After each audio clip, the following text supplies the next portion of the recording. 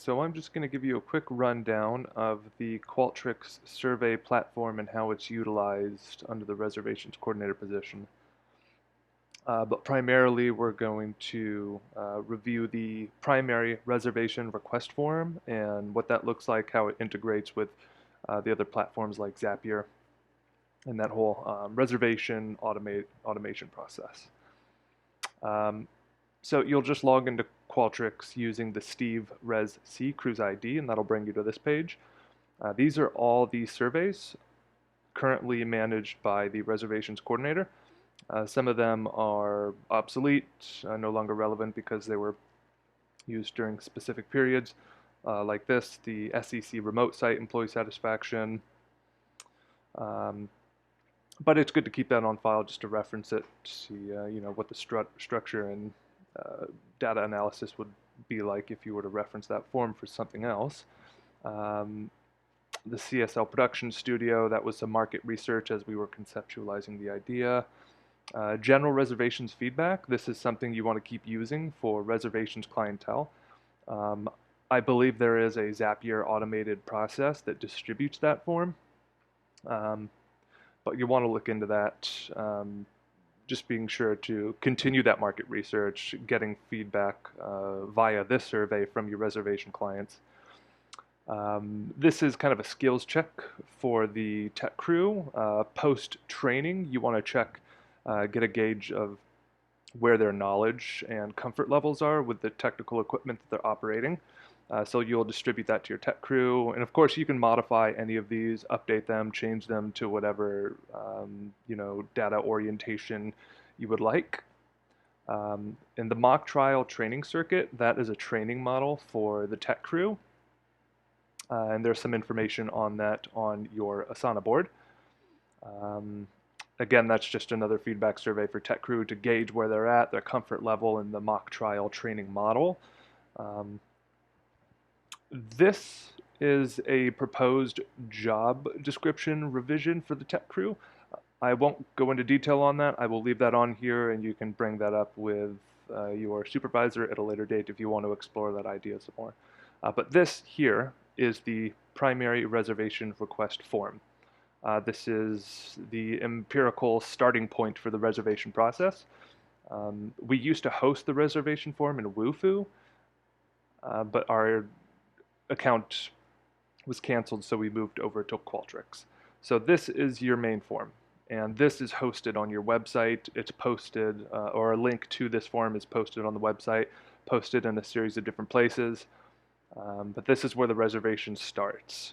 So opening this up, we'll just have a quick look at what it looks like. And you'll want to be sure that you administer, update, make any changes, and debug this form as issues pop up, but it's largely complete, automated, and ready to go. On occasion, there might be some software updates from Qualtrics that render something in the form no longer functional, so you'll want to keep an eye on that sort of stuff. So up here, this first question, this is where you want to keep all the main reservation policies posted, direct people to the calendars where they can see the room availability, keep this document up to date. Venue fees, I know they review that every year. Major events, you want to encourage people to assess whether their event is a major event or not. And then public health and safety, this was a recent addition due to COVID-19. So you want to keep that resource up to date as well, as it pertains to events and social gatherings and meetings. So just going through real quickly, standard, metadata, first name, last name, contact, email, phone number. These are all the available spaces that the clients can choose from. There is some display logic. That is a function of Qualtrics. It's conditional logic, essentially, based on their answer to one of these questions. Based on what venue they choose, then on the actual live form as they're going through it and filling it out, the display logic activates, and this question 8 is conditional based on whether or not, sorry about that, pardon that, whether or not they choose a certain venue. So explore that. You'll see if room being requested, is not the Stevenson Event Center, then this question here is going to display because this question pertains to all of the venues except the Event Center. Going down, more metadata, date, times, etc., etc. Another display logic, display logic. If room being requested is the Event Center, then these two questions are going to display. So continue exploring this form, go through it, study the display logic. Again, it is all pretty much finalized and set in stone, but if you have better ideas, you can update this form. However, and this is important, any changes you make to this form is going to render the Zapier automation essentially